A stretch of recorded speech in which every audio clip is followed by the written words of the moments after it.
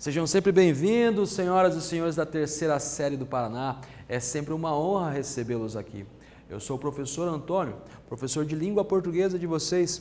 Hoje estamos eu e o professor Luiz dirigindo esta nave que vai mergulhar sobre a interpretação de textos, né? Um tema tão delicado, mas importante. Então a gente vai ler e interpretar textos de diferentes gêneros, reconhecer diferentes linguagens, adequar habilidades e competências em diferentes gêneros do discurso, né? Pois bem, você lê alguns textos diferentes ou lê sempre os mesmos tipos de textos, né? Será que a leitura de diferentes textos ajuda a interpretar melhor um texto? Como você faz para conseguir a melhor interpretação? Essas são perguntas norteadoras para que vocês comecem a se familiarizar com esse universo, né, da hermenêutica, da exegese, da interpretação de texto. É um trabalho, né? E esse trabalho de leitura nos permite ler e interpretar textos de diferentes gêneros, observar a língua em seu uso cotidiano, as variações linguísticas, as expressões idiomáticas, as figuras de linguagem, reconhecer e conhecer a cultura brasileira e suas expressões artísticas através da literatura, da música, do teatro, da dança, das artes visuais e etc., né? Ficar atento à intertextualidade e à metalinguagem, duas propriedades muito importantes da língua, né? E, finalmente, compreender a cultura digital, as influências da tecnologia na sociedade e na cultura urbana, mas não apenas a cultura urbana. Pois bem, nossa primeira atividade veio num só fôlego, né? O que deve ser considerado na leitura para uma boa interpretação de texto? Atentem à nossa iconografia, né? Nós temos ali uma lâmpada, por assim dizer, que ilumina, que esclarece esse texto e ela nos indicia uma boa resposta. Pensem aí, eu já volto comentando o gabarito com vocês.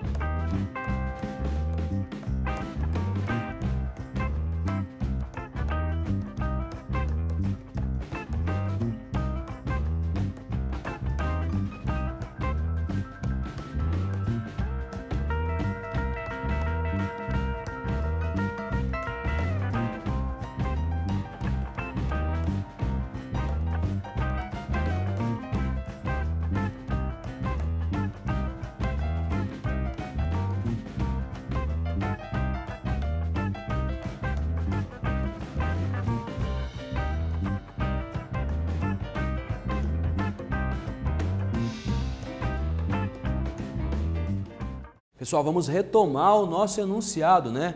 O que deve ser considerado na leitura para uma boa interpretação de textos, né? A gente tenta iluminar, por assim dizer, o texto, né? Em primeiro lugar, deve-se respeito ao texto. Em seguida, deve-se considerar o contexto de produção do texto. Também é necessário mobilizar nosso conhecimento de mundo no processo de interpretação. O vocabulário conhecido e desconhecido, o autor, o público, o gênero do discurso a que pertence o texto, enfim, é todo um processo, né, procedimental mesmo, né, que nós mobilizamos através deste trabalho interpretativo, sempre levantando hipóteses de leitura, né? É basicamente assim que a gente deve trabalhar com os textos. Pois bem, a atividade 2 para vocês também exige aí, refina dois conceitos muito importantes da língua, né? O que é intertextualidade e o que é metalinguagem. Atentem à nossa iconografia à direita da nossa tela, né? Uma moça que tira foto de si mesmo com uma fotografia. Isso nos indica uma boa resposta. Pensem aí, eu já volto comentando com vocês, refinando esse conceito, definindo melhor esses princípios, né, da intertextualidade e da metalinguagem.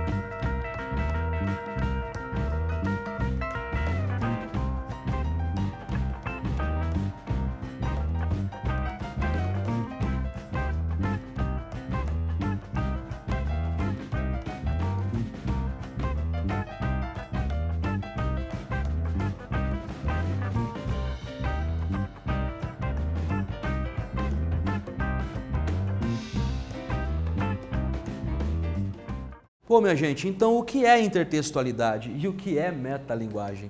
Pois bem, a intertextualidade, como a própria estrutura da palavra nos indica, né, é uma relação entre textos, é um diálogo entre textos, né? Daí intertextualidade, né? E finalmente, o que é metalinguagem é quando um texto que fala de seu próprio formato, a poesia para falar de poesia, por exemplo, ou a fotografia para falar da fotografia, como a nossa imagem à direita em nossa iconografia. Pois bem, um outro conceito muito importante é o de gêneros do discurso, né? A cada vez que realizo a leitura de um texto, devo reconhecer o gênero do discurso que está sendo utilizado, em função daquilo que desejo comunicar, em função do efeito que deseja produzir em seu interlocutor, em função do efeito que desejo produzir no meio em que se inscreve, né? Ou que me inscrevo, por assim dizer. Os gêneros do discurso são entidades relativamente estáveis. Eles mudam, mas eles são um conceito central dessa nossa aula. Então, importante, os gêneros textuais não são totalmente fechados e estáveis. Por isso, eu posso ter vários elementos flexibilizados na hora de definir um certo gênero textual. Vamos então para a nossa atividade 3, minha gente. Quais aspectos são importantes considerar para a escolha de um gênero textual? Em termos de produção de efeitos de sentido, quais as duas esferas que devo considerar? Atentem aí à nossa iconografia, que ela vai ajudar vocês a responder essa questão. Eu já volto comentando o gabarito com vocês.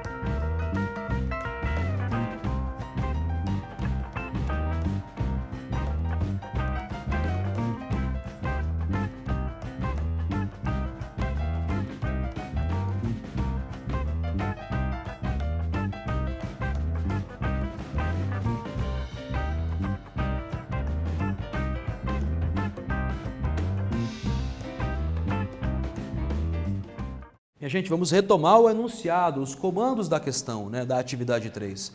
Quais aspectos são importantes considerar para a escolha de um gênero textual? E, finalmente, em termos de produção de efeitos de sentido, quais as duas esferas que devo considerar?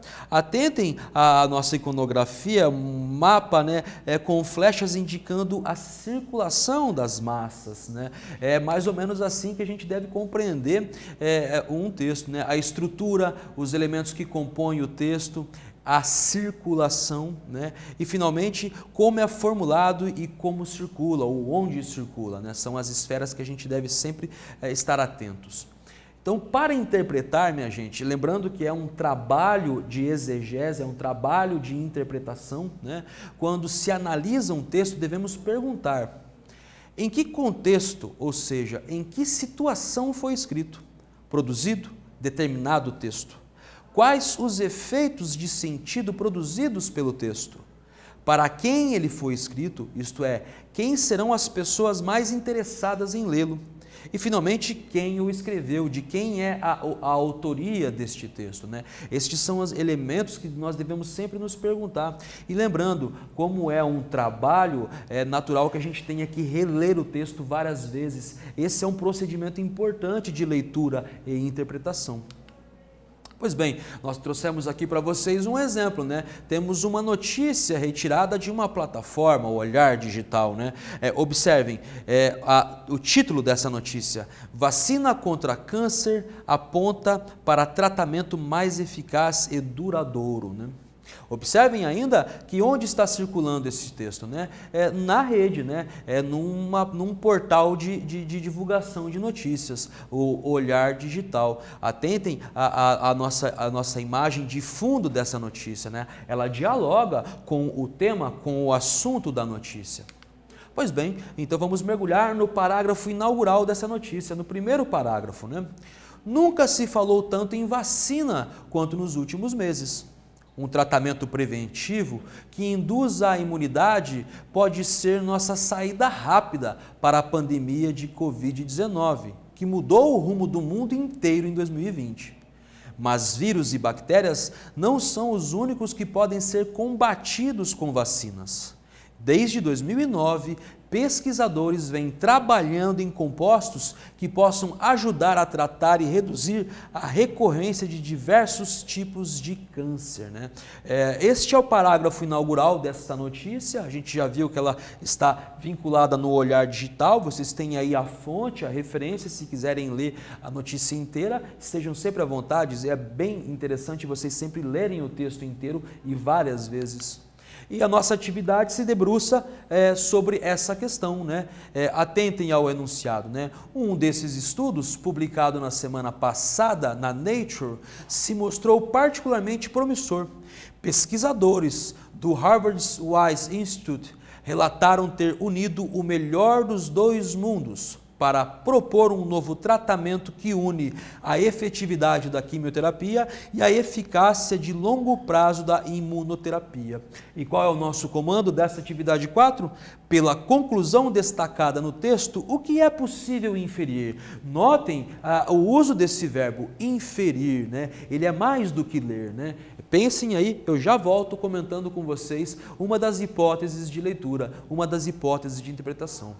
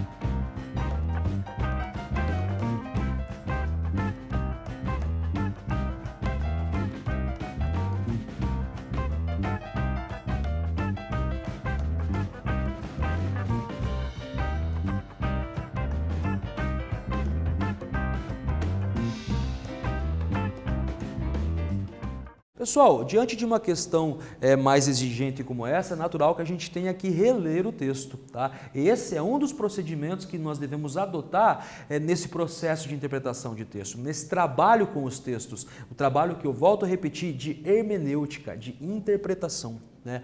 Um desses estudos, publicado na semana passada na Nature, se mostrou particularmente promissor.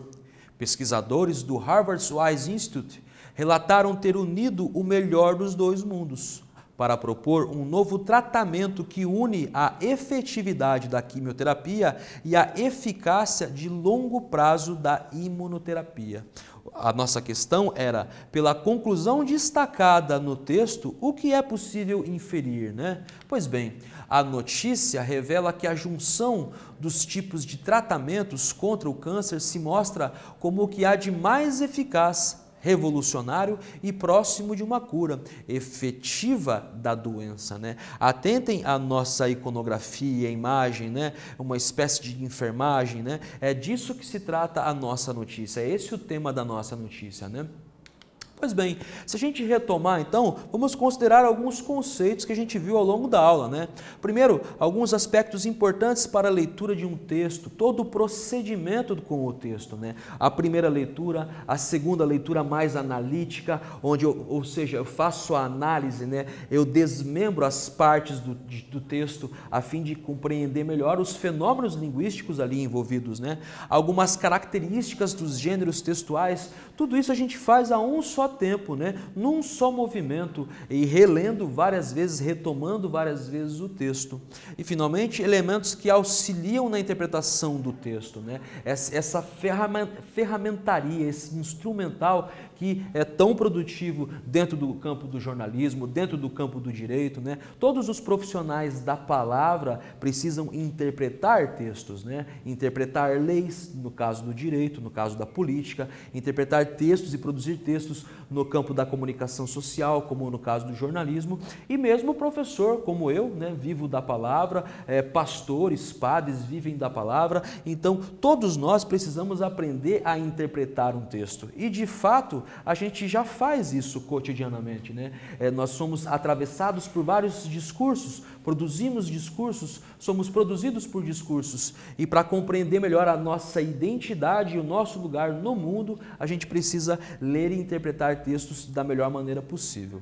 Pois bem, deixo aqui uma sugestão para vocês, né? Um exercício de interpretação de textos online. Vocês vão encontrar esses exercícios dentro dessa plataforma. É uma indicação, uma sugestão. Sempre gosto de repetir, né? A repetição é a mãe da habilidade. Quanto mais textos você manipula, quantos mais textos você lê, melhor você interpreta. O que eu tinha para dizer hoje eu falei, eu deixo sempre um abraço carinhoso em todos vocês, um desejo sincero de reencontro e até logo.